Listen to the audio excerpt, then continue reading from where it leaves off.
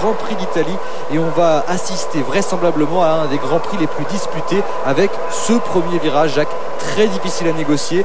Vous avez quelques informations à nous donner sur les vitesses atteintes en si peu de temps et en si peu de mètres. En fait, Christophe, les voitures vont quand même arriver, bien qu'elles vont partir à l'arrêt sur cette grille de départ que vous voyez ici, elles vont arriver à 320 km/h dans des endroits où elles n'ont peu l'habitude d'aller puisqu'elles vont arriver en paquet, et que d'éventer complètement, parce qu'il y a très peu d'ailerons ici, elles vont être dans l'aspiration de toutes ces voitures, et que là il faut faire très attention à ces freinages, très important évidemment ici, cette longue ligne droite à peu près 700 mètres maintenant pour atteindre ce point de critique du freinage qui va être le point clé en tout cas du départ. C'est souvent le cas, mais ça l'est encore plus ici. Regardez, la piste n'est pas très large.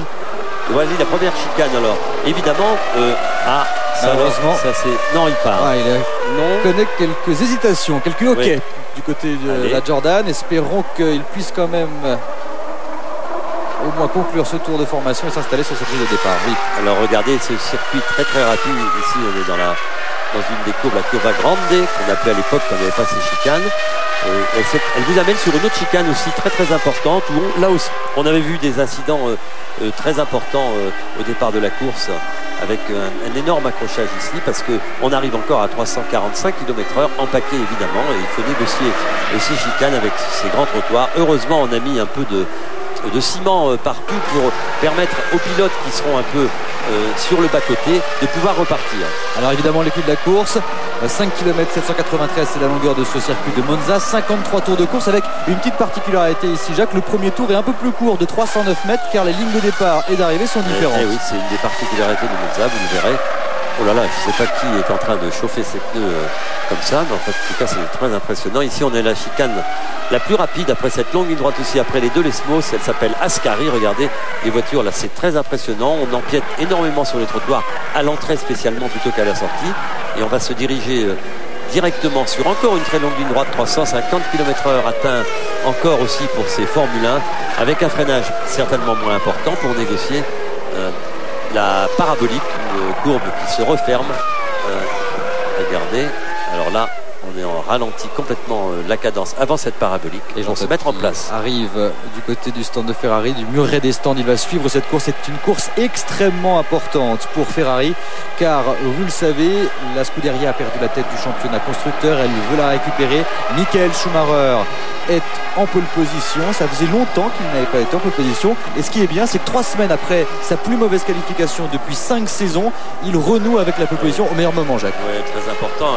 Je vais vous faire remarquer, vous avez vu les pilotes qui donnent des coups de volant énergiques. Pourquoi? Parce qu'ici on a très peu d'appui, les pneus ont tendance à se refroidir par rapport à la température sur lesquelles on les avait posés sur les voitures. La gomme refroidit. Il faut vraiment avoir ces pneus dans des bonnes conditions parce que le freinage là-bas va être très très important, et vous savez comme moi que quand les pneus sont froids on freine beaucoup moins, on bloque ses roues. Alors c'est pour cela que vous avez vu ces voitures s'évertuer à faire chauffer ces pneus aussi bien avant qu'arrière. Il est également question de chauffer toute la mécanique parce que les premiers tours seront très très importants. On se rappelle de la super victoire de Fernando Alonso il y a 3 semaines. Ça s'est joué sur le premier relais. En tout cas c'est sûr, et là c'est très électrique l'ambiance. On vit depuis ces 3 voitures en tête en lice en tout cas pour le championnat du monde. Là c'est moins bien en tout cas. Il va rentrer au stand. Qui rentre au stand. Entre une bagarre terrible, et évidemment l'aboutissement de ces bagarres ça sera le résultat de cette course, et ils en sont conscients ces pilotes, et le grand espoir pour eux c'est de sortir indemne de cette première chicane terrible ici à Monza. Et regardez Fernando Alonso qui se lancera depuis la dernière place, qui fait tout ce qu'il faut pour bien faire chauffer la mécanique. Ça ne rigole pas du côté de l'Espagnol. On connaît aussi les qualités de la Renault pour le démarrage, donc on espère que le petit Alonso ne va pas gagner trop de place en tout cas. Dans quelques secondes maintenant, le départ de cette 14e épreuve de la saison, le Grand Prix d'Italie dans le chaudron de Monza, et le très très bon départ avec des drapeaux jaunes. Un accrochage terrible, c'est Fernando Alonso, semble-t-il. Comme Raikkonen qui, lorsqu'il avait été dans cette position, avait connu un petit souci aux avant-postes pour l'instant, et de Michael Schumacher a bien négocié le départ. Magnifique départ de Jarno Trulli, départ sublime. Ils sont pas accrochés. En train de se battre avec Rubens Barrichello.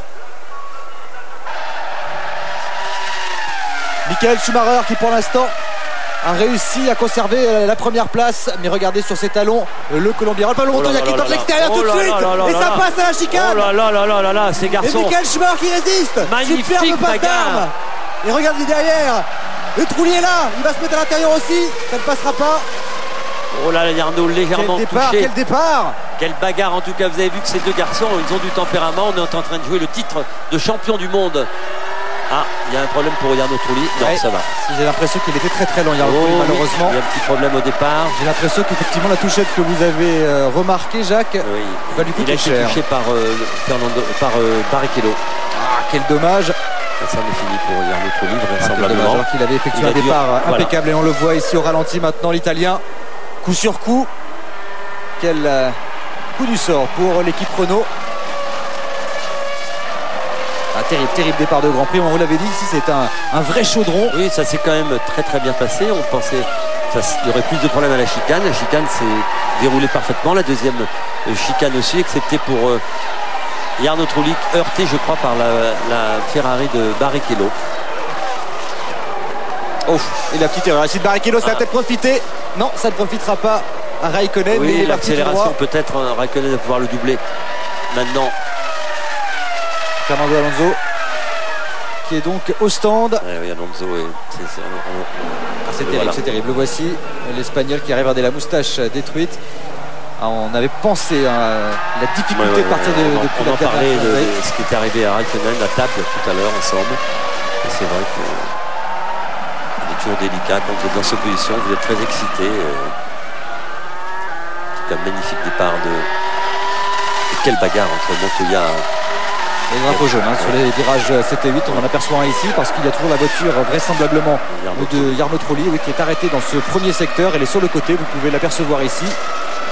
Pour l'instant, elle est hors trajectoire, donc la voiture de sécurité ne rentre pas. Et puis également, j'ai envie de dire, départ un petit peu moyen de Marc Gené, mais c'est normal, c'est son premier Grand Prix depuis 2 ans maintenant.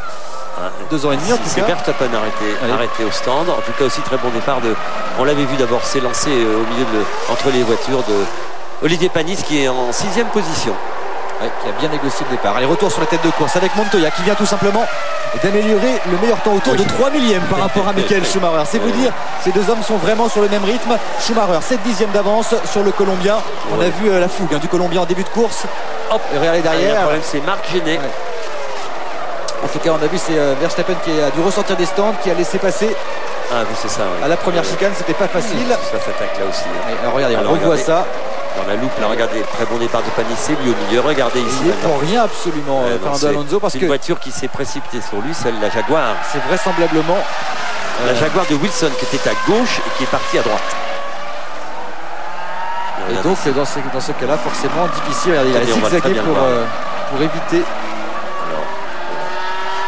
Là, on revoit le départ du tour de formation avec le souci pour Fisichella. Difficulté à partir. Allez, retour à la course parce qu'elle sera belle.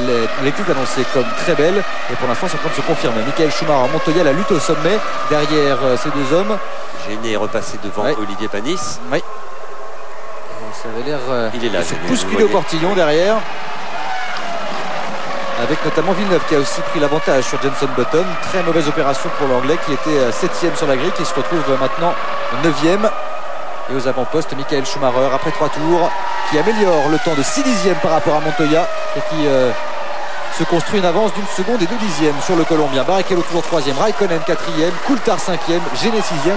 Rappelez-vous, Gené, il avait marqué 1 point en F1 avec Minardi. Minardi, véritable équipe qui découvre les talents puisque Fernando Alonso vient aussi de cette équipe, tout comme Mark Webber.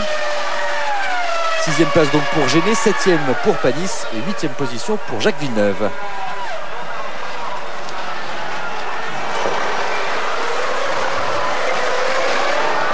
Meilleur tour confirmé pour Michael Schumacher, 1:22.558. Sachez que pour obtenir la pole position, le quintuple champion du monde avait signé un tour sous la barre de la minute 21 sur un tour, 1:20.963. Et il va falloir également surveiller du côté des McLaren qui sont pour l'instant discrètes en ce début de course.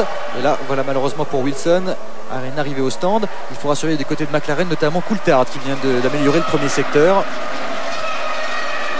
Ils sont dans le bon paquet les McLaren, c'est impeccable. Gené va certainement essayer de recoller ici en menant dans son sillage Olivier Panis, Jacques Villeneuve et Jenson Button. Mais vous savez ici, il faut rester en aspiration, il faut être là et il va être difficile de revenir. Donc il a l'air d'attaquer Marc Gené, c'est son premier départ depuis longtemps. Il a dû être un peu perturbé. Il va se rendre... Oh là là, regardez, un explosion. Terrible. Un pneu. Assez haute vitesse. Et heureusement, c'est Cristiano D'Amata. Et heureusement, plus de peur que de mal, surtout parce qu'il vient d'exploser un pneu, en tout cas. Et regardez, on le voit les dégâts. On va revoir cette image certainement. En plein freinage, c'est heureux. 200, 345 km/h à cet endroit. C'est malheureux pour lui, mais c'est heureux que ça se termine dans les graviers et sans bobo, j'ai envie de dire. Parce qu'à ces vitesses-là, éclater un pneumatique, c'est très très problématique. On voit ici. Regardez, il avait déjà, vous avez vu, le pneu était déjà crevé, certainement crevé. Il roulait à assez haute vitesse, le pneu avec la rotation. On ne s'aperçoit pas qu'on a perdu de l'air. Et c'est au moment du freinage, quand vous ralentissez la voiture, que le pneu ne garde plus cette force centrifuge. Et là, vous explosez. C'est arrivé aussi sur la route, dans les voitures de tourisme, quand vous roulez. On ne s'aperçoit pas de la crevaison. Et ça a été le cas de D'Amata, heureusement, sans aucun problème. Michael Schumacher donc en tête, Montoya deuxième, Barrichello troisième. Nous allons marquer une première pause dans ce Grand Prix. À tout de suite.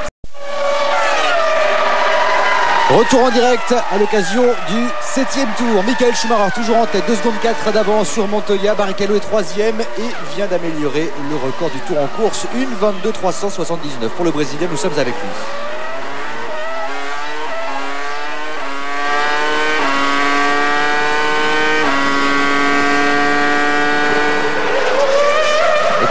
Le duel entre Michael Schumacher et Juan Pablo Montoya. On pensait aux stratégies évidemment, car vous savez, les pilotes prennent désormais depuis le début de la saison le départ de la course avec une quantité de carburant prédéfinie avant même la séance de qualification.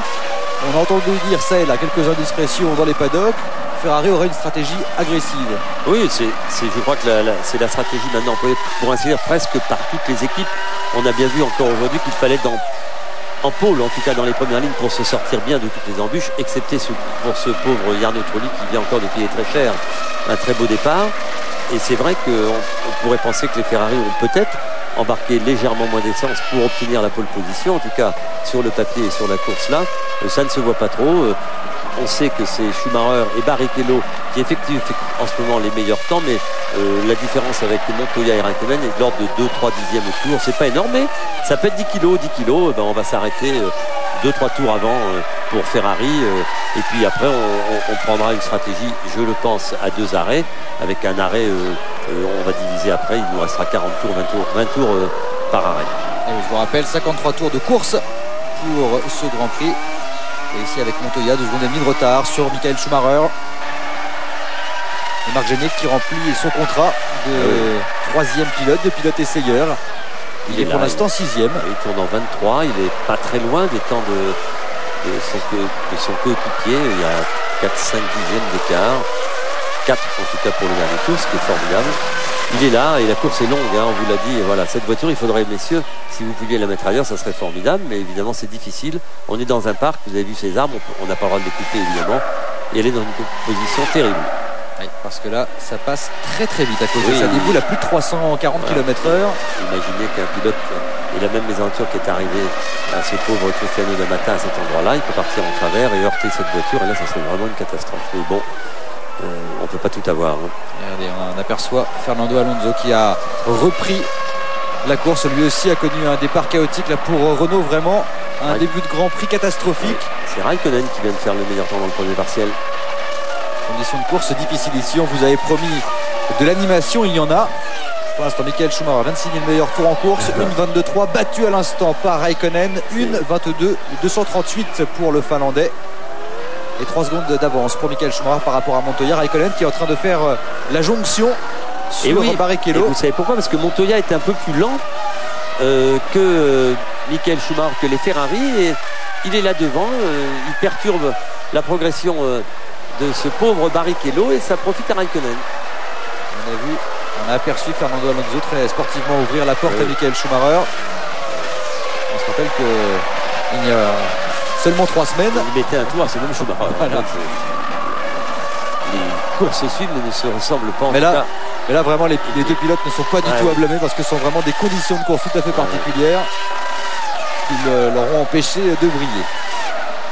Ce n'est que partie remise évidemment. Michael Schumacher toujours en tête, écart qui évolue entre Michael Schumacher et Montoya. Maintenant 3 secondes 4 d'avance. Il y avait 3 secondes 1 au passage de la ligne de chronométrage. Oui, comme on le pressentait, Christophe, cette Ferrari est très très rapide sur les circuits rapides. Elle a une très bonne aérodynamique. Les pneus Bridgestone l'aident parfaitement. En tout cas, on a énormément travaillé la semaine dernière. Les pneus qui ont une construction un peu différente de Ferrari sont peut-être un peu plus performants sur les hautes vitesses. Je parle par rapport à la surface au sol, hein, évidemment. Ils sont un peu différents, mais bon, elle est là, la Ferrari, elle est bien là. Et la bagarre fait rage, parce que rien n'est perdu ni pour Montoya ni pour Raikkonen, évidemment. Vous savez qu'avec la nouvelle réglementation, le marquage des points est totalement différent et qu'entre le premier et le deuxième, il n'y a seulement que 2 points. Donc pour faire l'écart, il va être difficile. On ne saura pas qui est champion du monde à la fin de ce Grand Prix, évidemment. Et vous faisiez bien de parler de largeur de pneus, parce que des histoires de gomme, il y en a eu quelques-unes avant ce Grand Prix, avec des suspicions de la part de Bridgestone pour Michelin, etc. Aucune plainte n'a été portée, mais il y a eu un éclaircissement de la réglementation qui était nécessaire. Et en tout cas, eh bien, c'est une non-affaire. Tout le monde a écrit beaucoup de choses. On a entendu dire beaucoup de choses également, mais il ne s'est absolument rien passé de contraire à la réglementation. Jacques-Christophe, j'ai Yarno à côté de moi. Yarno, qu'est-ce qui s'est passé? C'est passé, je pense, un problème hydraulique. Un problème hydraulique qui après a fait arrêter complètement toute la voiture. C'est dommage parce qu'on avait fait un très bon week-end, un très bon départ. On était là et je pense qu'on était aussi compétitif. Mais bon, c'était pas un bon jour. Y a-t-il eu un contact avec Barrichello? Non, pas du tout. Pas du tout. On ne s'est pas touché, rien du tout. Ça, c'est une bonne affaire. Normalement, je me suis arrêté après le virage 8, la deuxième délaissement, pour un problème hydraulique. Merci Yarno, on vous laisse aller, dommage. Merci, c'est formidable. Précision extrêmement intéressante. Et malheureusement pour Jarno Trulli, bien sûr, vient la guigne sur ce Grand Prix, on peut le dire comme ça. Coulthard rentre au stand, Panis aussi on va observer son premier arrêt ravitaillement. Coulthard qui doit remettre un peu d'essence, à 10 secondes 3. Ça veut dire qu'on va faire un deuxième relais un peu plus long, ce qui semble la meilleure des solutions.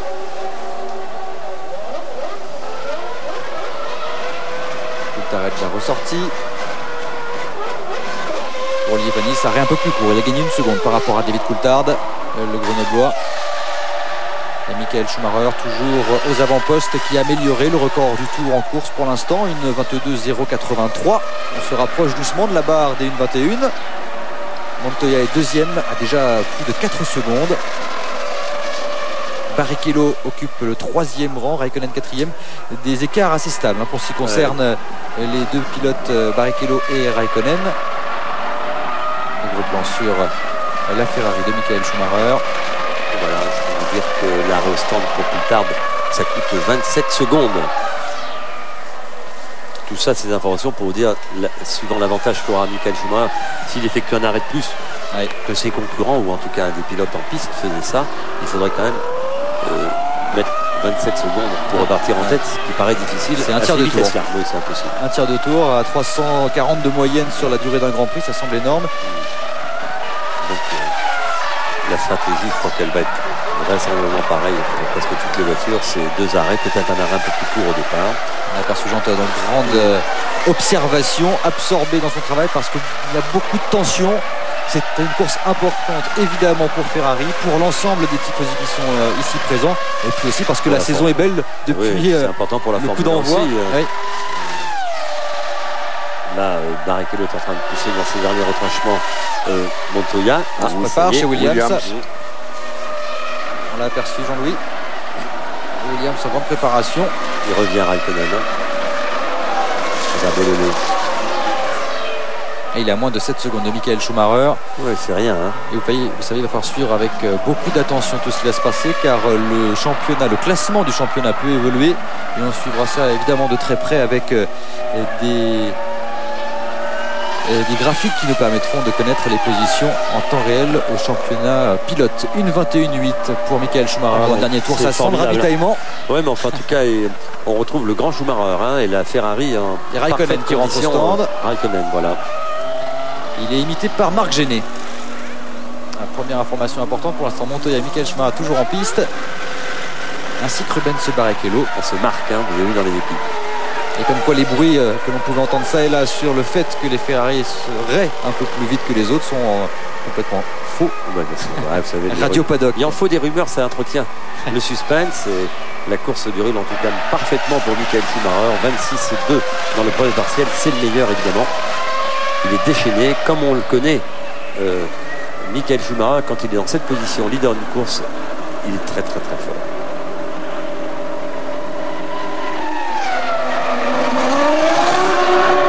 Qui repart après 9 secondes d'arrêt. Weber également était au stand. Weber en difficulté avec une Jaguar un peu rétive sur les tracés haute vitesse. Elle est bien meilleure la R4 lorsqu'il s'agit de charger c'est une en voiture, appui aérodynamique. Si vous la regardez de près, elle est complètement différente et elle est moins fine que les autres. Michael Schumacher qui est en train de faire de nouveau un excellent tour. 13e passage, le 14e dans quelques instants. Et le chrono du pilote allemand, une 21-832. Il améliore record du tour après record du tour. Montoya est deuxième à moins de 5 secondes. Il devance toujours Rubens Barrichello qui vient de rentrer au stand à l'instant, le pilote Ferrari, pour observer son premier arrêt ravitaillement. C'est ça, 14e tour. On est dans la norme, Christophe. Alors, 8 pas.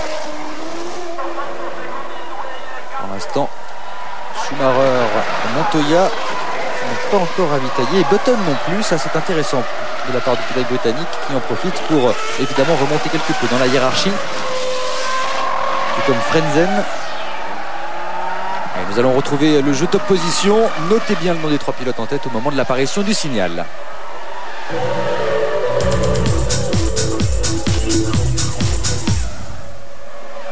TF1.fr 3615 code TF1 ou le téléphone 0892 704 704 34 centimes d'euros la minute pour gagner un stage de pilotage en monoplace et sur l'ensemble de la saison une voiture d'une valeur de près de 40 000 euros. Christophe, je crois qu'on s'est préparé chez Ferrier. On est resté dans les stands. Est-ce que ça veut dire que Schumacher va rentrer? Eh bien on va vous le dire, il est dans la parabole. dans la parabolique. Et apparemment il dirige droit vers les stands, droit vers vous, Jean-Louis. Resté dehors pendant notre jeu top position.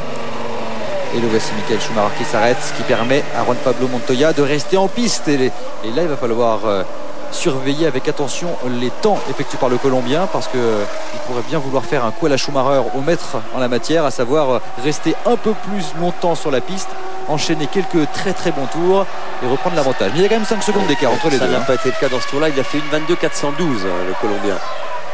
Villeneuve maintenant se retrouve en 3e position. Évidemment, il ne s'est pas arrêté encore au stand. Mais on peut dire en tout cas Button vient de rentrer. Button qui s'arrête. On peut dire en tout cas depuis le début du week-end que les deux Baronda sont quand même à la fête assez régulièrement aux avant-postes. Oui, elles étaient là depuis, comme bien spécifié Christophe, depuis le début du week-end. Elles sont encore là maintenant. Si Villeneuve faut faire un résultat, ça serait génial. Ça c'est Frenzen qui est très bien placé aussi. Parce qu'il a un petit peu en délicatesse avec son équipe, c'est vrai, le pauvre Québécois. Et Montoya qui poursuit pour l'instant en piste. Et le réalisateur a bien compris que c'était important d'observer le nombre de tours qu'effectuera Pablo Montoya en caméra embarquée avec le Colombien.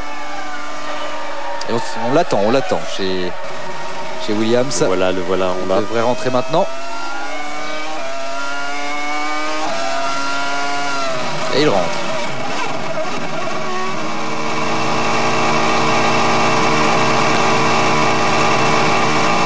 On le voit maintenir, enfoncer la touche, lui permettant de limiter la vitesse dans les stands. Allez,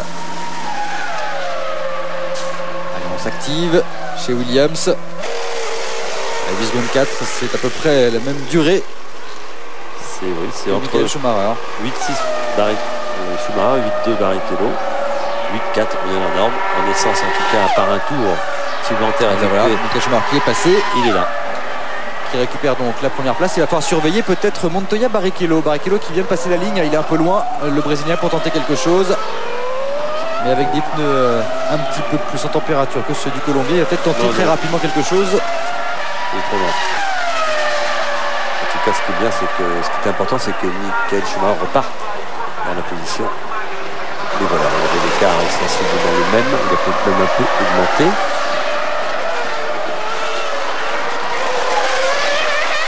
On va vérifier. En tout cas, sachez que Jacqueline s'est arrêté pour observer son ravitaillement.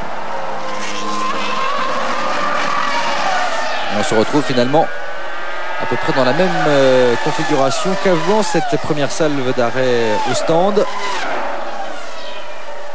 Michael Schumacher a récupéré la première place. On voit ici Fernando Alonso tirer tout droit.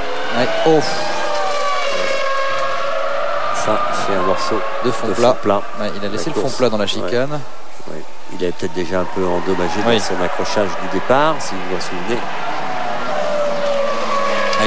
Et pour Alonso, là encore, la guigne. Ah, il en faut des week-ends sans. Ça fait jamais du bien au moral, mais ça donne envie de... Il valait mieux qu'il y ait la guigne ici qu'un risque que c'était plus difficile pour les Renault de gagner ce Grand Prix, mais qui sait. Ces chicanes font très mal, hein, non seulement aux pneus mais aux suspensions. Et on a vu ces ralentisseurs dignes de supermarché. On se croirait dans un parking par endroit, et c'est vrai que les monoplaces extrêmement basses, évidemment, peuvent être rapidement détruites comme on l'a vu.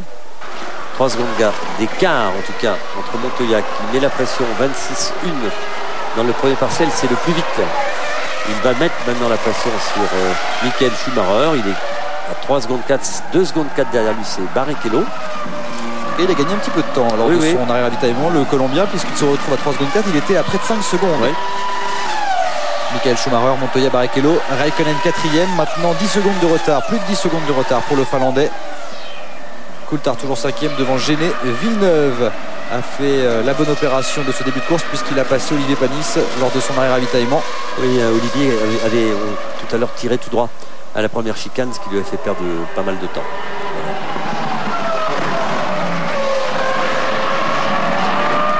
Il a perdu un petit peu de temps dans le deuxième secteur par rapport à Michael Schumacher. Il a dû doubler la Minardi. Vous savez, l'important c'est de suivre avec attention alors qu'il y a des débris. C'est le débris de la voiture de Fernando Alonso qui était sur la piste. Ah voilà, le commissaire qui intervient très vite. Oui, parce qu'il faut se dépêcher. Vous savez que, évidemment, 3 pilotes en 2 points. Le classement peut évoluer à tout instant. Je vous propose un classement virtuel de ce que serait ce classement si on en restait là. Bien sûr, si on en restait là, pour l'instant, ce serait donc Michael Schumacher en tête toujours avec 82 points. Il aurait désormais 3 points d'avance sur Juan Pablo Montoya. Et Kimi Raikkonen serait toujours 3e avec 75 points. Et Rubens Barrichello viendrait talonner Ralf Schumacher. Ralf Schumacher, je vous rappelle, absent, qui a déclaré forfait à la suite de sa terrible sortie de route à l'Esmo il y a une dizaine de jours. Il se ressentait toujours de ses blessures ou de ses contusions, quelques maux de tête persistants, et ça permet à Marc Genet de prouver à tout le monde qu'il est tout à fait capable de revenir en Grand Prix. Il remonte Montoya, vous le voyez ici. Il est maintenant à 3 secondes, un peu moins de 3 secondes du leader Michael Schumacher. 22-6 pour Schumacher, 22-2 pour Montoya et 23-1 pour Rubens Barrichello et 22-9 pour Raikkonen. Voilà. Et la concentration, la tension dans le stand Ferrari. On se rend bien compte que Montoya est en train de revenir. Et sur ce tour, une 22-6 pour Michael Schumacher. Il a repris encore du temps. Montoya, il grignote les 10e. Oui, puis il va être dans l'aspiration. Vous savez, ça donne des forces et du courage au pilote. Il ne faut pas aller trop loin non plus. Qu'est-ce qu'il a, Schumacher? Sa course risque d'être extrêmement animée, comme tous les observateurs ici présents l'ont déjà imaginé. On va dire quand même qu'on avait entendu des scénarios catastrophes au premier virage. Bah oui, mais c'est alors un petit coup de réglage. Un petit coup de réglage avant le freinage. La répartition des freins. On peut également retoucher légèrement la cartographie de l'antipatinage, très importante ici, avec le peu d'appui qu'il y a, ces artifices électroniques pour permettre aux monoplaces de bien tenir sur le pavé. C'est très important. Et ça permet également de faire changer la voiture, de son comportement en tout cas. Franck Montagny l'avait parfaitement expliqué à Manicourt. C'est assez compliqué, hein. Ils en ont des réglages à faire les pilotes, mais ils en font beaucoup moins en course que ce que disait Montagny finalement, mais c'est vrai qu'ils ont la possibilité en tout cas, si c'est physique là. Baumgartner, à mon avis. Baumgartner, oui, plutôt. Baumgartner, c'est qu'il reste en course. Baumgartner qui rentre. Baumgartner qui lui aussi remplace un blessé, Ralf Furman. C'est pas le bon moment de s'appeler Ralf en ce moment, j'ai l'impression, en Formule 1. En tout cas, Ralf Furman qui est sorti très fort et qui lui aussi se ressent toujours de ses blessures. Il a repris encore 3 dixièmes là. un peu moins de 3 dixièmes. Il se rapproche, il va être 2 secondes, 2 dixièmes au tour, et ça va vite revenir sur Michael. Et pour l'instant, ça n'a pas l'air de, Non, ça n'inquiète de pas. stresser de façon importante les mécaniciens de la Scuderia. Et on les connaît, ils ont l'habitude de ce genre de situation, tout comme ceux de chez Williams d'ailleurs. Regardez, 3, 2 et 4, ça fait plus d'une seconde reprise en 3 tours. Là, il va falloir encore quelques tours pour Juan Pablo Montoya afin de tenter quelque chose sur Michael Schumacher. En fait, une F2003, oui, 6 tours, une F2003 GA qui est quand même arrivée ici avec de profondes évolutions, puisqu'on a donné quelques chevaux supplémentaires aux deux pilotes.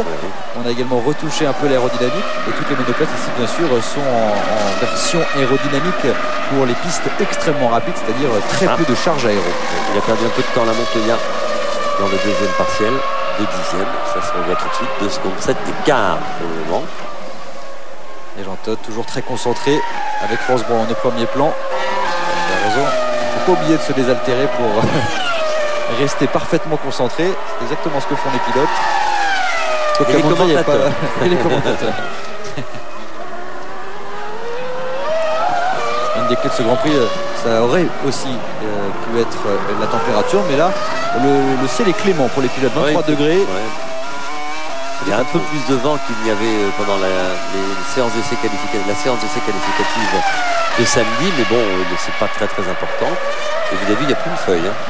Oui. On en a vu des feuilles. Alors, au début du week-end, beaucoup de feuilles, effectivement. Le vent nous a chassé. Et le vent et les monoplaces.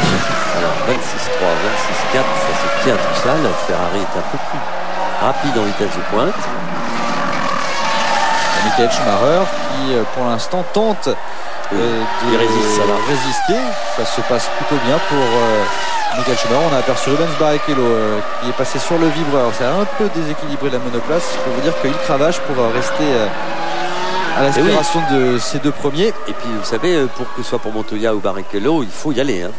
Michael Schumacher en tête, Juan Pablo Montoya deuxième, Barrichello troisième. Nous marquons une nouvelle pause. Retour en direct pour le Grand Prix d'Italie à Monza. Michael Schumacher toujours en tête, Juan Pablo Montoya revenu à moins de 2 secondes grâce à un dernier tour de toute beauté, une 22.333, soit pratiquement une demi-seconde de mieux que Michael Schumacher. Barrichello occupe la 3e place devant Raikkonen, Coulthard est 5e devant Marc Gené, Villeneuve est 7e devant Panis, et Button ici qui ralentit considérablement, qui doit connaître un petit souci. Button qui était 9e. Étonnant qu'il se soit laissé passer comme cela. Sans doute un petit souci technique pour le pilote anglais. Et on s'est aperçu que Jacques Villeneuve, avant le départ de ce Grand Prix, le confie à Jean-Louis Moncey. Il n'avait pas l'air d'être tout à fait rassuré concernant la fiabilité.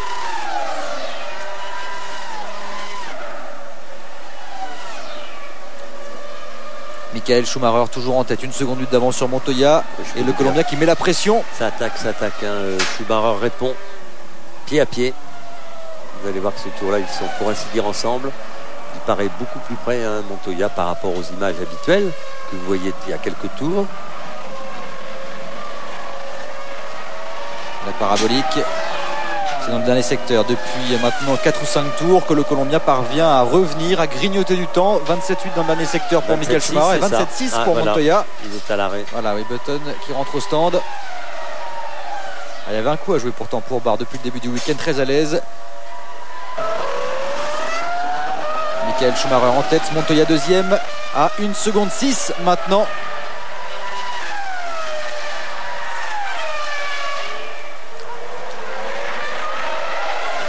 Barrichello occupe la 3e place, Raikkonen 4e, Coulthard 5e, et regardez la lutte pour maintenir la monoplace sur la trajectoire avec le Colombien.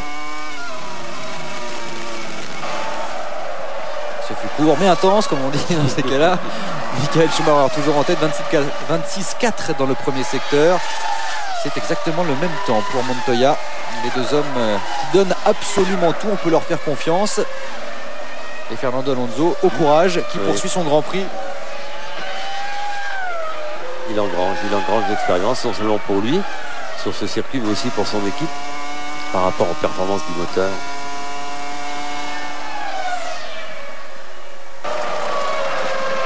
Michael Schumacher, Montoya. Pour l'instant, le duel se dessine, même si l'arbitre de luxe Barrichello n'est qu'à 4 secondes 8 du Colombien.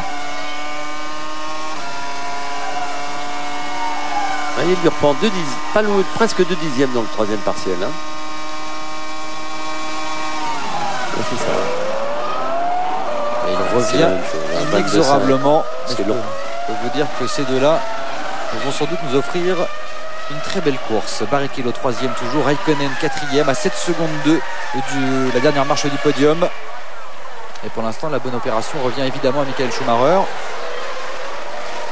et à la Scuderia Ferrari qui pourrait reprendre l'avantage sur Williams. Et Fernando Alonso qui s'écarte très sportivement pour laisser la lutte entre Michael Schumacher et Juan Pablo Montoya se dérouler dans des conditions les meilleures. Regardez, avec l'analyse des 3 derniers tours, à chaque fois Montoya grignote des dixièmes. Ouais, c'est pas facile, mais avec la palme dans le tour 24, pas loin d'une demi-seconde de récupérer. Là aussi, il va lui reprendre 2 dixièmes, là, si tout va bien. 4 dixièmes peut-être même. 3-4 dixièmes en tout cas, c'est sûr, mais il va se rapprocher, 1 seconde 3. Hein, après, il va être dans l'aspiration de la Ferrari, c'est important. Et il aime ça, Montoya, être le chasseur. Je vous rappelle quand même que les statistiques parlent un petit peu en sa faveur depuis le Grand Prix de Monaco, il faut bien le dire. Il n'a jamais quitté le podium depuis son passage en principauté. Voilà, 4 dixièmes de reprise, vous le disiez, une 22-7, une 3 dixièmes et demi, une 22-7 pour Michael Schumacher, une 22-3 pour Montoya. Barrichello, Raikkonen lui aussi tourne en 22-7 dans les mêmes temps que la Ferrari.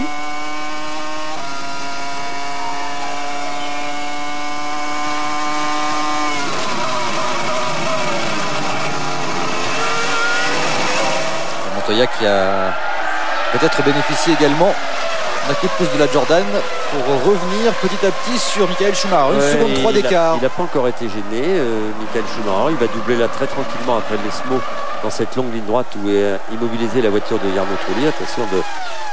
Voilà, Fisico qui s'écarte pour laisser passer Michael Schumacher. Monsieur Fisico, il faut aussi laisser passer derrière vous, monsieur Montoya. Et regardez, moins d'1 seconde au dernier pointage. Il a peut-être même essayé de récupérer un peu d'aspiration, Montoya, pour tenter de grignoter quelques kilomètres. C'est exactement ce qu'il est en train de faire, le Colombien. Bien joué, bien joué, bien vu.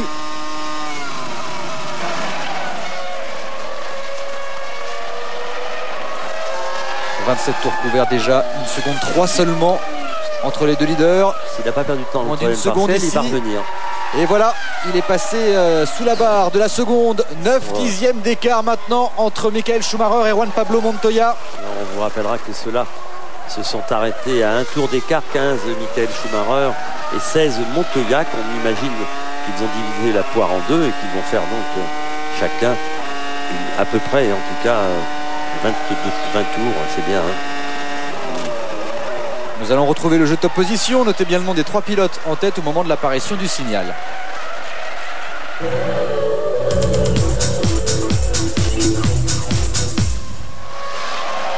TF1.fr 3615 code TF1 ou le téléphone 0892 704 704 34 centimes d'euros la minute pour gagner un stage de pilotage en monoplace et sur l'ensemble de la saison une voiture d'une valeur de près de... Oh là là, c'est trop pour moi. 40 000 euros. Oui, c'est pas mal. Hein. J'ai essayé de jouer, mais bon, ça marche pas quand même. Michael Schumacher, Montoya, le duel, 1 seconde, 115 millième. Alors oui, il en a repris un peu dans le deuxième partiel. Et il va les reperdre là, c'est étonnant d'ailleurs. Regardez, les visages fermés, alors que Verstappen observe un 3e arrêt.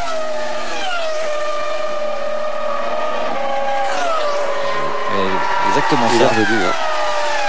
Moins d'1 seconde de nouveau entre les deux leaders. Barrichello qui commence petit à petit à lâcher prise, même s'il est tout de même en 1,22,6 comme Michael Schumacher et Montoya, mais il est déjà à près de 7 secondes maintenant du leader.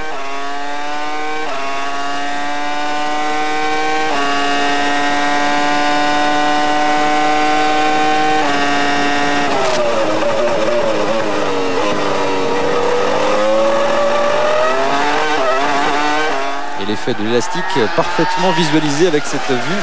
Oh, magnifique vue. Hein. On assiste à une très belle course en tout cas. Et regardez derrière avec un fond plat endommagé, Alonso qui suit quand même. Et oui, bah Alonso Giulio est dans le 23-5. Et puis Alonso il vient de faire son meilleur temps dans le premier partiel. Finalement pour retirer les fautes là, ça va bien. 9 dixièmes, 29 tours couverts, 9 dixièmes entre Michael Schumacher et cet homme, et Montoya. Montoya là. Je sais pas ce qui s'est passé. En tout cas, on peut saluer le redressement de la situation. Alors évidemment, Ferrari n'était pas au creux de la vague. Ah oui, il est quand même toujours en tête du championnat du monde. Exactement. Mais c'est vrai que seulement 3 semaines après sa plus mauvaise qualification depuis 5 ans, Schumacher réalise la pole position et en plus est en tête du Grand Prix alors qu'on a du mal à se tenir éveillé. On l'a aperçu dans les stands. Et oui, vous savez que le métier de mécanicien, c'est un métier très très difficile. On travaille énormément sur les voitures. On a des nuits blanches très souvent, en tout cas très peu de soleil. On les réveille très tôt le matin et là la chaleur, ils sont fatigués quoi. Donc ça se voit. Fernando Alonso qui observe son deuxième passage par la case au stand. Il occupe la 12e place, le pilote espagnol. Et sur le dernier tour, Michael Schumacher a récupéré un peu de temps par rapport à Montoya. Il a remis l'écart au-dessus de la barre de la seconde, 1 seconde 3 exactement. Barrichello, lui, toujours en 3e position. Et c'est important ça pour la Scuderia de Jean Todt d'avoir les 2 voitures sur le podium, car la lutte est âpre contre Williams au classement constructeur, puisque je vous rappelle oui, et puis, l'écurie de Frank Williams est en tête avec 8 points d'avance sur Ferrari. Oui. Mais il est là, Jenné, Marc Jenné, il est 6e pour le moment, donc on va s'arrêter chez Ferrari. C'est court au 30e tour. On s'est arrêté au 15e, 15, 30, 45. Dernier relais sans doute plus long alors que Montoya signe son meilleur tour en course et Barrichello lui rentre au stand.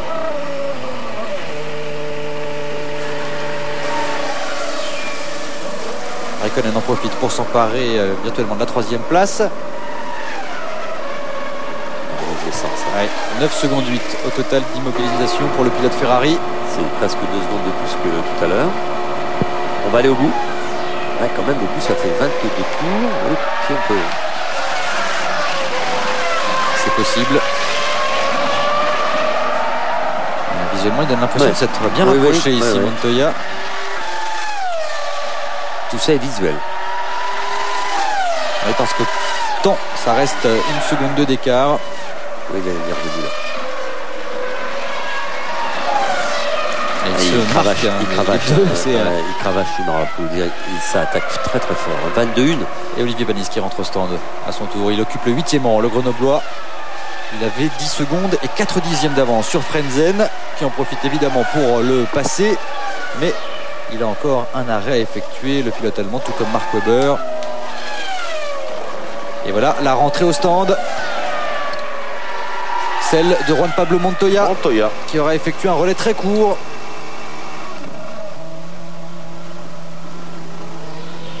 Comme si nous y étions. Marc Panis lui ressort. C'est là que ça va se jouer. On remet pas mal d'essence. J'étais en train de vérifier 9 secondes. Oui, c'est relativement important. Alors que Raikkonen, lui, vient encore une fois d'améliorer son meilleur temps. Une 22.032. Il reste encore 21 tours. Il va falloir surveiller avec attention le temps passé par Michael Schumacher au stand. Coulthard, lui aussi, est passé.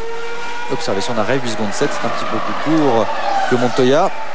Michael Schumacher qui a amélioré son premier secteur en 26.169. Oui, il cravache parce que c'est dans ces moments-là qu'il faut être très fort. Et puis après le premier plan, il avait perdu 2 secondes par rapport à Montoya. Quand votre adversaire rentre au stand, vous devez dérouler très très vite. Et c'est le spécialiste de ce genre de situation. En tout cas, Montoya avait choisi un 2e relais très agressif, ça c'est ce qui est sûr, puisqu'il s'était arrêté après Michael Schumacher et là il vient de s'arrêter avant. Dans la parabolique, Michael Schumacher qui va effectuer un tour supplémentaire, qui va même pouvoir bénéficier de l'aspiration de Frenzen. Ce qui n'est pas une mauvaise chose. Oui, 22, ça c'est tout de suite, il a fait 27-8. c'est un de ses meilleurs depuis longtemps dans le troisième partiel, aidé par Voilà, ça Frentzen, ouvert. Frentzen, c'est bien, c'est une belle course d'ailleurs. Raikkonen qui s'est emparé pour le moment de la deuxième place. Et Michael Schumacher et Raikkonen ne se sont arrêtés qu'une seule fois et 13 secondes 7 d'écart entre les deux hommes. Marc Gené qui pour l'instant aussi il grimpe à la troisième place. Il a 1 seconde 9 d'avance sur Montoya. Peut-être l'aider aussi un petit coup d'aspiration. Ça pourrait aider le Colombien à grignoter quelques millièmes. Le mec qui cravache aussi, c'est Raikkonen. Oui. C'est important de repartir. Il avait un petit écart avec... un bon écart avec Rubens Barrichello. On est habitué à des runs un peu plus longs des McLaren depuis le début de la saison. Et voilà Montoya. Et ça avait globalement bien réussi à l'équipe. Oui, c'est vrai. On se rappelle notamment du Grand Prix d'Hockenheim où Coulthard s'était lancé depuis la 9e place sur la grille pour terminer 2e. Bien aidé, il est vrai, par la crevaison de Michael Schumacher qui occupait cette position avant cet incident. Regardez, Gené vient de faire son meilleur temps dans le premier partiel. Voilà, il rentre. Entrée au stand de Michael Schumacher. Alors là il va falloir regarder parce que là tout peut se jouer à cet instant. Je vous rappelle que Montoya s'est arrêté 9 secondes. Ça a l'air bien parti pour Michael Schumacher. 9 secondes 2 et non 2 dixièmes d'écart par rapport aux Colombiens. Pas de quoi crier au loup non plus. Oui. Raikkonen aussi va maintenant effectuer son arrêt ravitaillement. On va bien voir l'image de la sortie des stands. Voilà. En tout cas, ça va être très chaud à mon avis au premier virage parce que voilà, il est là, ça c'est Gené. S'il était devant la Ferrari, ça serait une bonne affaire. Oh là, vous voyez, il l'a compris, Michael Schumacher. Marc Gené qui va rester un peu plus longtemps en piste. J'espère qu'il a la possibilité de rester plus longtemps en piste. Est-ce qu'il peut un peu c'est un petit peu gêné. Vous avez vu aussi à la chicane Montoya. Ouais. En tout cas, ça va être chaud, c'est le moins qu'on puisse dire. Il est là, Montoya. Marc Gené pour son retour. Oui, c'est bon. Il est en tête d'un Grand Prix tout de même. Oui. Appelé en renfort samedi matin. Oui, il était déjà reparti avec sa fiancée, se promener. Il voulait faire un peu de tourisme. Un peu de tourisme, le tourisme. Franck Williams s'est dit non, pas de tourisme aujourd'hui, mais de la course. Une opportunité en tout cas formidable pour démontrer son talent à ce pilote espagnol qui lui fait les World Series Nissan. Oui. C'est un des concurrents de Franck Montagny, pilote d'essai chez Renault, qui lui est en tête de cette série avec énormément d'avance. Il a fait tout de même 2 saisons en Formule 1, 33 grands prix au total en 99 et en 2000, à chaque fois pour Minardi. Il était rentré une fois dans les points à la 6e place au Grand Prix d'Europe en 99. Et regardez, il maintient la cadence 53-2 pour Schumacher, 53-6 pour Raikkonen. Est-ce que vous avez vu qu'il y a un commissaire qui agite un drapeau bleu oui. pour Gené alors que c'est pas du tout ça. Non. Allez, il rentre au stand, Marc Gené. Il aura eu quand même la satisfaction de mener le Grand Prix pendant un tour. Ça c'est un Italien de l'ancienne école. Devant une Ferrari pour agiter le drapeau. Vous voulez dire qu'il serait partisan? Ah oui, il n'y avait aucune raison d'avoir un drapeau bleu sur Gené. Et en tout cas, on se retrouve dans la situation un peu équivalente avant la deuxième. Par contre, c'est moins bien. Ce qui est moins bien, c'est là au ralenti. Ralenti. On vous l'a dit, c'est un circuit très difficile pour les moteurs. Il a peut-être simplement laissé passer. Non, il a fait 41 secondes sur le premier secteur, à mon avis. Oui, il doit avoir un petit problème. Oui, il doit avoir malheureusement un petit problème. Il a connu quelques soucis depuis le début, avec notamment des soucis électroniques. Oui, c'est vrai. Qui avaient valu la casse d'un moteur. Des soucis aussi de réglage de sa voiture de course. Le vendredi matin aux essais, il avait utilisé le mulet pour faire les pré-qualifications du vendredi. Tout était rentré dans l'ordre samedi matin avec une casse moteur. Donc là, il n'y a plus rien, on avait tout changé. Et ça avait bien marché aux essais. Et on se précipite sur la voiture de Nick Heidfeld. C'est très simple, pour l'instant il est 7e. C'est pour ça que l'on s'active. Ce serait bien pour Sauber de pouvoir marquer quelques points. On était venu avec pas mal d'évolutions aérodynamiques et finalement peu d'entre elles ont été utilisées pour ce Grand Prix. Regardez l'écart entre Michael Schumacher et Montoya, 1 seconde 3. Et de nouveau c'est le tarif. Montoya qui reprend 2 dixièmes à Michael Schumacher dans le dernier partiel et Schumacher qui lui en colle 2 dans le deuxième. Comme ça, pas de jaloux. Et oui. Et Barrichello maintenant qui a tout de même un peu lâché prise. Il doit être en plus en train de passer des retardataires, mais il va se passer des choses entre Barrichello et Raikkonen parce que le Finlandais est à 9 dixièmes, alors qu'on voit ici confirmation des soucis que rencontre Olivier Panis. Quel dommage. L'équipe est jeune, on vous le dit souvent aussi. 2 années à peine d'expérience pour cette jeune équipe. Une bonne auto, un bon moteur, mais beaucoup de petits problèmes de fiabilité. Baumgartner arrêté au stand pour son deuxième arrêt. Il occupait le 13e rang. Le pilote hongrois. Le premier pilote hongrois de l'histoire de la Formule 1 d'ailleurs.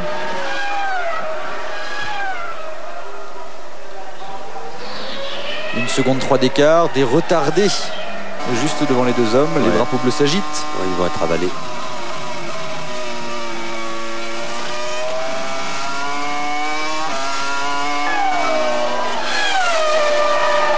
Barrichello qui perd pied, 13 secondes, je vous le disais, de retard sur Montoya, 14-4 sur Michael Schumacher, et c'est maintenant Raikkonen même qui lui met une grosse pression, 9 dixièmes d'écart seulement. Oui, il va y avoir 24-8 pour l'un, 23-4 pour l'autre, qui revient à la raison d'une près d'une seconde de tour. Regardez, et là il va peut-être pouvoir même essayer de commencer à... Oui, il va être aspiré, mais il est un peu loin là.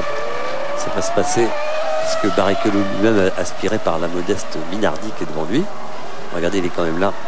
Il est pas loin. Hein. Il n'y a pas de 9 dixièmes. Hein. Oui, maintenant il y en a 5, demi-secondes. Même moi, il est revenu là énormément. J'espère qu'il n'y a pas de souci sur la voiture de Barrichello. Ah si, quand même, il a doublé. Ça aussi, c'est un débutant de la Formule 1 qui s'est bien écarté pour laisser la lutte pour la 3e place. Ce sera incroyable d'avoir Michael Schumacher, Montoya, Raikkonen sur le podium. C'est exactement leur position au championnat. Ça va peut-être être ça. Ça va, oui. C'est ça le but. Oui, le championnat est équilibré. En tout cas, on l'a beaucoup entendu. C'est un petit peu maintenant marche ou crève. C'est-à-dire le premier qui va commencer à perdre de gros points, eh bien, il va compromettre ses chances au championnat. Et pour l'instant, ça veut dire que les 3 s'emploient. Ça, vous savez ce qu'a dit Montoya. Moi, je vais faire mes courses, je vais attaquer, je veux marquer des points et je vais aller les chercher les points. Donc, il ira chercher s'il le peut, évidemment, sans penser au résultat. Et à la perte de points qu'occasionnait l'incident, en essayant de doubler Schumacher, ou en tout cas en essayant de suivre la cadence de Schumacher. Il a repris quelques centièmes sur Michael Schumacher lors du dernier passage, une seconde 2 d'écart. Et regardez, la lutte toujours pour la 3e place. Barrichello, Raikkonen. Et oui, il fait tampon. Barrichello, c'est important, évidemment, ça fera un point de moins. Là, parce qu'on c'est 18, 6 et 5, le point est assez important pour la finalité avec cette nouvelle réglementation pour les points. Les écarts sont sensibles et il y a moins de différence à l'arrivée. 15 tours encore à couvrir. C'est incroyable. Ça passe très vite. Un Grand Prix en général assez rapide. Il peut être oui, mais enfin, en 1h20. On s'ennuie pas, c'est ce que je voulais dire. Il y a beaucoup d'incertitudes. Michael Schumacher, Montoya, une seconde 2 d'écart. Barrichello, Raikkonen en lutte pour la 3e place. On marque une nouvelle pause et on se retrouve très vite ici à Monza en direct. À tout de suite. Retour en direct avec la lutte pour la 3e place entre Barrichello et Kimi Raikkonen. 1 seconde 1 d'écart désormais entre les deux hommes. Et du côté de la première place entre Michael Schumacher et Juan Pablo Montoya, il y a désormais 3 secondes et 2 dixièmes d'écart. Pourquoi ? Eh bien, il peut remercier Hans-Harald Frentzen, Michael Schumacher, parce que même s'ils ne sont pas amis dans la vie, l'Allemand a fait une belle bêtise. Il a fait perdre carrément plus d'1 seconde et 2 dixièmes à Juan Pablo Montoya en ne facilitant pas vraiment le dépassement. Et je trouve ça un petit peu dommage de la part de Frentzen. Et oui, ça nous fait une lutte plus rapprochée, mais bon, je pense que on va revenir doucement. La course n'est pas finie. Vous savez qu'ici les moteurs souffrent, les freins aussi souffrent énormément. Là, les pneumatiques, il reste encore 12 tours avant l'arrivée. Il a encore les moyens, je le pense sincèrement, Montoya de revenir, ou alors étant la difficulté à ramarrer, peut-être que Montoya va, comme on dit tout à l'heure, il y a un championnat à jouer et on va peut-être pas aller chercher la bêtise. Raikkonen est tout près derrière aussi, donc ne faisons pas pour rattraper Schumacher, ne perdons pas nos chances au championnat du monde, qui n'est toujours pas fini, évidemment. Tout peut arriver encore. Ici, Suzuka. Alors, est-ce qu'il s'est ressaisi ? Oui, il s'est ressaisi, hein, 26-5, 26-5. 28-3, 28-8, il a perdu 5 dixièmes. Il a récupéré 3, il a pris 3 dixièmes encore là. Oui, un peu touché dans son moral sans doute. Ouais, vous savez, suivre une voiture, même si la voiture est un peu difficile à conduire, et vous faire bloquer comme ça par un autre pilote qui est en train de doubler, qui a vu les drapeaux bleus, qui connaît la course quand même, Frentzen, il a quelques grands prix à son actif, et ça peut démoraliser un garçon qui se bat âprement depuis le début de la course pour revenir sur les talons de Michael Schumacher. Ça ne se voit pas à l'écran parce qu'on pense que tout est facile, mais sûrement avec une énorme bagarre, une énorme attaque. Et alors, quand il vous arrive un truc comme ça, le moral en prend un coup. Et voilà. Alors, est-ce que... 3 secondes 6 d'écart entre Michael Schumacher et Montoya. Barrichello toujours 3e, qui s'est un petit peu donné de la marge par rapport à Raikkonen, le Brésilien, puisqu'il y a désormais 1 seconde et 8 dixièmes d'écart. Regardez, vous voyez, c'est dans le fameux tour numéro 41 et dans le tour numéro 40. C'est surtout dans le tour 40. Regardez, 1:23.058 pour Michael Schumacher, 1:24.179 pour Montoya. C'est son tour le plus lent depuis le début d'une seconde 3 d'écart, 1 seconde 4. En plus de ça, Montoya a été pour passer à droite à gauche un peu salir ses pneus. Il faut après les nettoyer et la perte de temps est conséquente. D'ailleurs, vous voyez à l'écran, 3 secondes 6 d'écart maintenant, 1:23.5 pour Schumacher, 1:23.5, un peu 4 centièmes d'écart entre les deux pilotes. L'écart se resserre, c'est tout à fait normal en tout cas. Schumacher qui observe ses rétroviseurs à l'accélération pour voir un petit peu où se situe le Colombien. Il reste 10 tours exactement maintenant. 10 tours de course, 3 secondes 6 d'écart entre Michael Schumacher et Montoya. Barrichello 3e, Raikkonen 4e, Coulthard occupe le 5e rang devant Genet, Villeneuve est 7e devant Frentzen. Marc Genet, c'est l'homme le plus rapide en piste à l'heure actuelle, il tourne en 1:22.8 et il est à 1 seconde 2 David Coulthard. Marc Genet. Et oui, c'est important, on doit lui dire dans son stand de cravache, parce que non seulement Williams est en tête du championnat du monde des constructeurs, Ferrari les talonne, mais il y a aussi McLaren, Mercedes qui n'est pas loin, ils sont à 13 points. Ils vont faire un très bon résultat d'ensemble si la course était comme ça. Les deux voitures seront à l'arrivée, d'où l'importance aussi pour Raikkonen d'aller chipper la 3e place s'il avait la possibilité à Barrichello, et ça sera la même chose pour Genet évidemment avec Coulthard. Vous voyez là, c'est Coulthard et Genet qui vous avez à l'image, et il revient très fort. 1 seconde 2 d'écart. Il a repris pas loin de 8 dixièmes à l'Écossais dans le dernier tour, l'Espagnol. On l'aura vu la Renault, hein, oui. d'Alonso, malheureusement pas dans la position qu'on espérait pour elle. Mais c'est bien, il aura fait un grand prix au courage, l'Espagnol, et aura emmagasiné de précieuses informations à la fois pour lui et pour son équipe. On peut dire que c'est Terminator, hein. Il lui reste un badgeboard, enfin un déflecteur seulement, un morceau de fond plat. Il y a des éclats de tous les côtés, il faut continuer. Il est là, il tourne dans les temps de Villeneuve et de Frentzen. Genet qui a commis une petite erreur au freinage de la première chicane.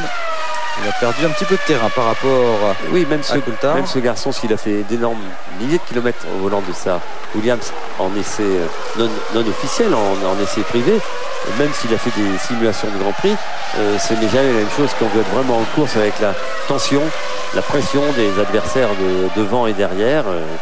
Et alors, il doit être un peu fatigué, Marc Genet.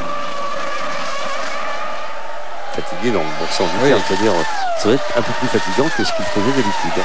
Alors il faut aussi prendre ce rythme de la course, en tout cas il le fait très bien, il fait une très belle course, départ prudent, il est là, il est rapide. Je vous le dis, c'est le seul pilote qui tourne en 22, et devant et derrière lui, il n'y a personne qui tourne plus vite que lui en ce moment. Et il se fait une très belle publicité, l'Espagnol. Ah oui. Il lâche le pied, Montoya. Il lâche le pied. 6 secondes 2 d'écart. C'est flagrant maintenant. Il sait qu'à la régulière, il ne peut plus revenir. Alors que là, il y a une voiture au ralenti. C'est celle de Coulthard. Terrible. Terrible pour l'équipe McLaren. David Coulthard au ralenti subitement d'un coup. Comme si il y avait un problème électronique. Parce qu'on n'a pas vu de fumée. On a vu Là, si c'est Michael Schumacher, qu'est-ce qu'on va faire là? Qui prend les trottoirs, mais ça, on le savait, il les prend bien, généralement. Vous l'avez dit tout à l'heure, tous les deux, il n'y a plus le droit à l'erreur. Et je pense que Montoya a bien compris cela. Oui. Il avait l'occasion de revenir. Frenzen l'a gêné. Bien sûr, 2 points d'écart, c'est rien. Quoi. Et voilà, c'est 2 points d'écart. Et puis Jean-Louis, quoi qu'il arrive, il reste encore 8 tours avant la fin de cette course. Regardez ce qui vient d'arriver à Coulthard. Évidemment, il est hors question de souhaiter ça à qui que ce soit sur la piste. Mais c'est une course longue et fatigante pour tous les mécaniques. Et j'entends de la confier à vous, Jean-Louis. Tout à l'heure. La fiabilité, c'est important. Bien sûr.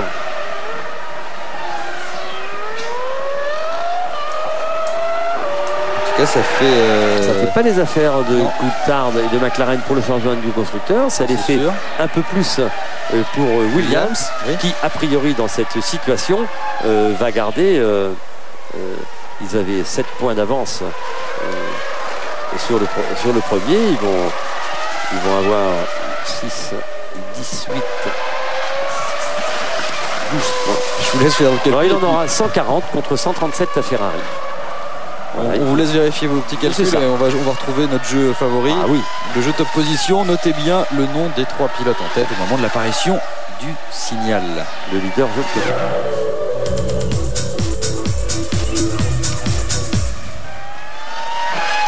TF1.fr 3615 code TF1 le téléphone 0892 704 704 34 centimes d'euros la minute pour gagner un stage de pilotage en monoplace et sur l'ensemble de la saison une voiture d'une valeur de près de 40 000 euros. Coulthard était le 7e mathématique à pouvoir postuler au titre de champion du monde. Il n'est plus là. Voilà. Il ne se pourra plus jouer. C'est fini pour lui. Il en restera 6. Et même s'il avait terminé de toute façon au 7e rang ou au 6e rang comme c'était sa place, avec la victoire de Michael Schumacher, ça l'aurait de toute façon automatiquement mis hors course. Ça la met, c'est ça. Et cette fois-ci, c'est sûr. Les choses en l'état, il est hors course dans la course au titre. Michael Schumacher, 7 secondes d'avance maintenant sur Montoya qui gère sa fin de course. Michael Schumacher qui imite d'ailleurs le Colombien, lui aussi lève le pied, diminue la cadence. Alonso qui vient de réaliser son meilleur temps de la course du 23-3. Oui, le pauvre David Coulthard. Ouais. Il s'extrait sa monoplace. Une belle course. Oui, encore une fois, une belle course, solide, régulière en tout cas. Il n'était pas le plus rapide, mais il avait l'avantage sur Marc Gené, était juste derrière Raikkonen. Allez, un point sur le classement. Michael Schumacher toujours en tête, Montoya 2e, Barrichello 3e, Raikkonen 4e, Marc Gené donc a grappillé une petite place. Il se retrouve 5e, ce serait son meilleur résultat en Formule 1 parce que 6e il avait déjà terminé à cette position avec la Minardi. En tout cas il est 5e avec la Williams, 6e position donc pour Villeneuve et ça c'est une bonne nouvelle pour le Québécois. Frenzen est 7e, Weber rentre dans les points au 8e rang.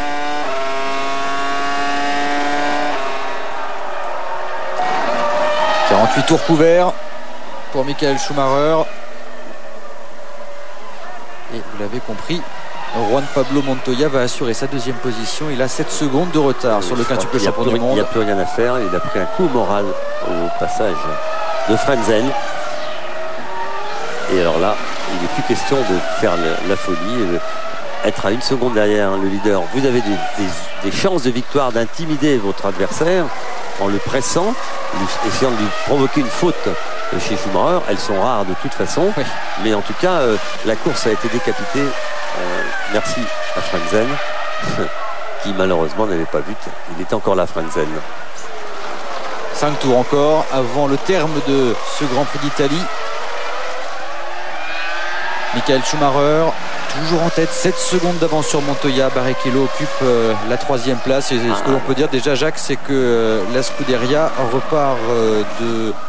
va repartir de ce week-end avec le moral au beau fixe. Il reste 5 tours. Alors, mais quoi qu'il arrive au niveau performance, ils sont là. Oui. Alors regardez, Frenzen, il va bloquer peut-être aussi Barrichello, c'est une habitude, et à ce moment-là ça va favoriser le retour de ce jeune garçon qui lutte pour la course au titre. C'est lui qui verrait bien à mon œil de monter sur la 3e marche du podium. Et il a failli s'écarter, vous avez vu. Et alors est-ce qu'il va laisser passer Raikkonen? Bon, c'est pas nécessaire. Si on pouvait le gêner un peu, non, je plaisante. Il n'y a aucun problème là, il va passer à l'aspiration Raikkonen dans la longue ligne droite qui amène à la première chicane. Voilà, là c'est bon.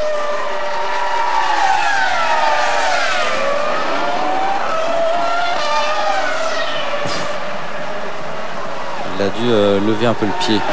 Ah oui. Sur ce coup-là. Sauber sont équipés d'un excellent moteur Ferrari, évidemment. Et une très bonne vitesse de pointe. Beaucoup de modifications aussi sur cette voiture. Le Ferrari du début de saison, c'est l'actuel moteur. Hein, voilà. Puisqu'on sait que Sauber ils ont toujours le moteur de l'an passé. Sauf pour les 3 derniers Grands Prix où il a le moteur de Schumacher du début de saison.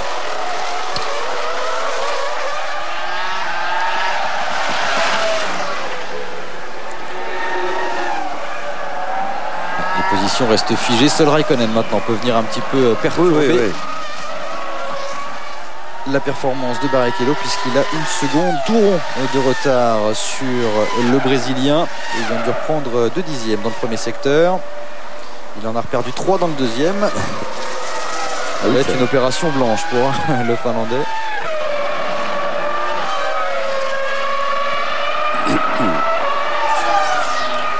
Et à noter la 10e position de Fernando Alonso à 8 dixièmes de Michael Feld. Et vous savez quoi?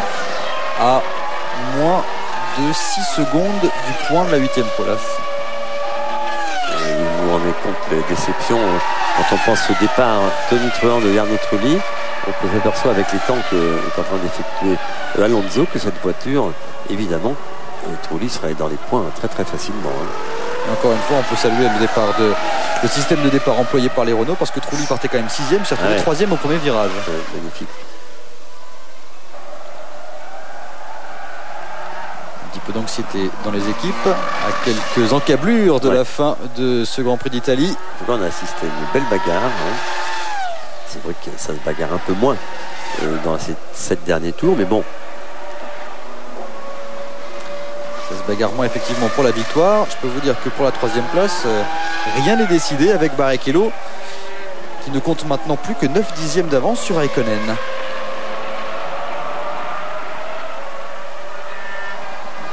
Michael Schumacher qui se dirige tout doucement vers une 69e victoire en Grand Prix. Alors évidemment rien n'est fait. Vous vous rendez compte, c'est extraordinaire. Et puis il a fait vraiment un bon redressement pour la Scuderia. Schumacher occupe la place qu'il doit occuper et qu'il aime. Et quand il est dans cette position, il est pour ainsi dire imbattable, ce garçon. C'est pour ça que la petite bagarre, un début de course à la chicane, elle était vraiment très très importante, parce qu'imaginez que ce garçon que vous avez à l'image soit parti devant Schumacher, la course aurait pris tout à fait une autre tournure, d'où l'importance de la pole position et de cette première ligne. Deux garçons très talentueux, parce que pour se frotter comme ça à ces vitesses-là, côte à côte, sans s'accrocher ni casser quoi que ce soit sur la voiture d'aérodynamique, c'est vous dire la qualité de ces deux prétendants au titre de champion du monde.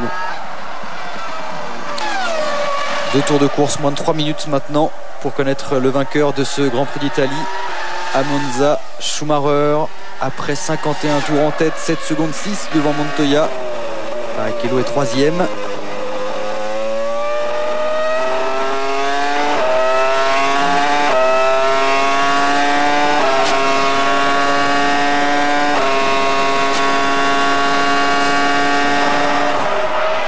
Luca Di Montezemolo qui a rendu visite à ses troupes, les a remotivés, a dû trouver également les mots avec Jean Todt pour que toute la Scuderia se jette dans la bataille. Oui, et puis aussi un magnifique effort la semaine dernière en essai privé de la Scuderia de Bridgestone, qui signait une magnifique, qui va signer une magnifique victoire. Vous avez perçu le panoteur quand tout le monde se montait sur le muret? Oh les gars, il reste un tour. Il reste un tour, exactement. On ne sait jamais ce qui peut arriver, mais en tout cas, c'est bien. On vous rappellera qu'il était quand même en tête du championnat du monde, Schumacher, malgré tout, avec ses pneus Bridgestone. Un petit désillusion, en tout cas, chez Michelin, certainement. On s'attendait peut-être à mieux. Il fait chaud, tout aurait dû fonctionner magnifiquement, mais vous savez que cette voiture, elle a une aérodynamique parfaite, elle est très fine, elle va vite en ligne droite. On a ici un moteur un peu plus performant aussi. Tout ça fait qu'elle était imbattable aujourd'hui. En tout cas, belle résistance aussi de Jean-Paolo Montoya, qui a lâché prise après un dépassement hasardeux opéré sur Frentzen, qui lui a fait perdre 2 secondes dans cette manœuvre. Et Montoya savait que, sorti de la speed certainement de la Ferrari, il aurait du mal à revenir, et il a choisi la solution la mieux, la moins bonne pour nous en tout cas pour cette course, c'est de marquer les 8 points de la 2e place qui lui permettront de rester au contact de Michael Schumacher.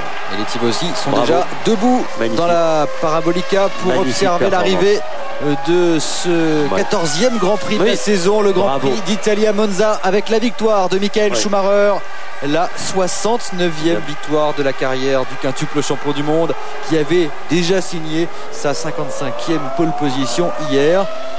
Montoya se classe deuxième, Barrichello franchit la ligne en troisième position devant Raikkonen. La très belle performance aussi de Marc Gené, qui conclut ce Grand Prix en cinquième position. L'autre belle performance, celle de Jacques Villeneuve, sixième. Pour Jacques. Barre. Eh bien non, Villeneuve ne sera pas sixième. Alonso est passé. Et Alonso est passé. Alonso a passé Hetfield à l'instant sur la ligne.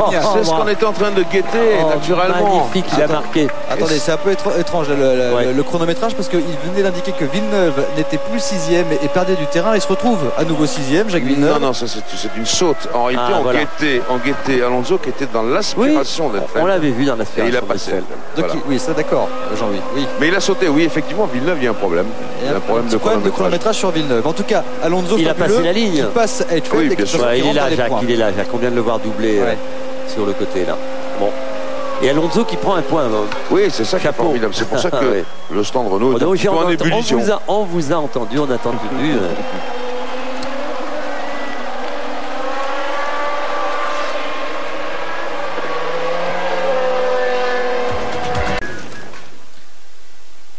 Le podium de cette 14e épreuve du championnat du monde de Formule 1, Michael Schumacher qui renoue avec le succès après pratiquement 3 mois de patience, on va dire, parce qu'on ne peut pas dire que ce garçon ait des soucis pour remporter des Grands Prix, puisqu'il s'agit de la 69e victoire de sa carrière après avoir signé sa 55e pole position. La victoire de Michael Schumacher devant Montoya, Barrichello, Raikkonen, Marc Gené, Villeneuve, Weber et Alonso qui arrache le point de la 8e place dans le dernier tour. On écoute l'hymne.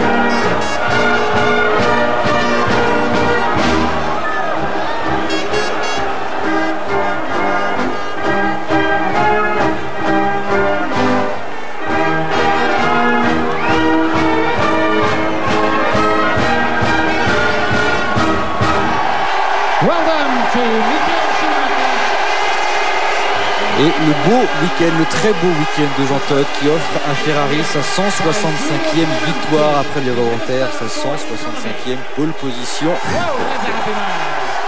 Et la remise des trophées, il est toujours là, Jean Todt. Il va s'arrêter où ce garçon de en haut sur le podium? Ah lui, quelle course encore, hein, vous avez vu. Regardez. On ne le sentait pas, on les sentait pas aussi bien que ça. Tout le monde pariait beaucoup sur Montoya et la Williams. Regardez, ici à Monza, dans leur fief, les Ferrari ont brillé de tout leur feu. Allez, vos impressions, Jacques, sur ce Grand Prix? Je trouve un très beau Grand Prix, un retour en force bon, ils n'avaient pas disparu, la Ferrari, mais c'est vrai qu'on a beaucoup parlé de pneumatique pendant ces 15 jours. D'énormes essais la semaine dernière pour toutes les équipes, et puis cette satisfaction pour toute cette équipe ici à Monza, où Luca Di Montezemolo avait dit je veux la victoire, je veux la pole position. Je crois que Jean et son équipe ont fait tout ce qu'il fallait. Le travail avec Bridgestone a été parfait. On savait la Ferrari, vous l'avez dit aussi souvent, qu'elle était très très rapide en vitesse de pointe depuis le début de la saison, que sur les circuits rapides elle serait là, la Ferrari. Vous vous rappelez la performance de Barrichello à Silverstone, un des autres circuits très rapides, même s'il a été un peu ralenti ces derniers temps. Et ici sur un circuit où la moyenne, le record du tour le plus rapide c'est 364 km/h ou 5, la Ferrari a brillé. Jacques Lafitte. Oui. Avec une de vos anciennes connaissances, mais oui. toujours ami, Franck Derny. Franck, l'ingénieur de Juan Pablo Montoya. Franck, alors, qu'est-ce qui s'est passé exactement? Cette course promettait énormément pour Juan Pablo. Il marque 8 points, mais il était pas loin de dépasser Schumacher, peut-être. Mais il était tout bien jusqu'à... Il était un peu gêné par le trafic et la course c'était très proche, très serré. Et bon, c'était une belle course quand même, mais on était deuxième. Qu'est-ce que vous appelez le trafic? Ouais, pour doubler les voitures derrière. Vous parlez de Frentzen? Oui, il a perdu plus qu'une seconde derrière cette Frentzen, oui. Bon. Est-ce qu'il reste dans la course pour le championnat néanmoins? Est-ce qu'à Indianapolis, ça sera un peu mieux pour Williams BMW? Bon, il faut gagner là, je crois. On est très rapide à Indianapolis, donc on verra. Merci Franck, je vous laisse Jacques. Oui, en tout cas, c'est vrai que ça n'avait jamais été aussi serré depuis quelques saisons maintenant. Michael Schumacher, 82 points, soit 3 points de mieux seulement que Juan Pablo Montoya. Il n'y a plus que 3 pilotes finalement qui mathématiquement peuvent être sacrés champions, puisque Raikkonen compte 75 points au compteur. Pour Ralf Schumacher, 58 points. Eh bien, c'est terminé. Et du côté de ces pilotes, on peut également noter que Barrichello et Fernando Alonso sont à égalité de points avec 55 points. Le classement de la course, on vous le rappelle, Michael Schumacher, Pablo Montoya et Rubens Barrichello. Kimi Raikkonen est donc 4e devant Genet, Villeneuve, Weber et Fernando Alonso, qui grâce à ce point arraché a le même nombre de points que Rubens Barrichello. Le Brésilien détient la 5e place du classement pilote au bénéfice de son plus grand nombre de podiums. Absolument. Michael Schumacher donc en tête, 82 points, 79 points pour Montoya et 75 points pour Raikkonen. Chez les équipes, c'est très serré également. Ferrari s'est rapproché à 4 points de Williams BMW, 141 points pour Williams, 137 pour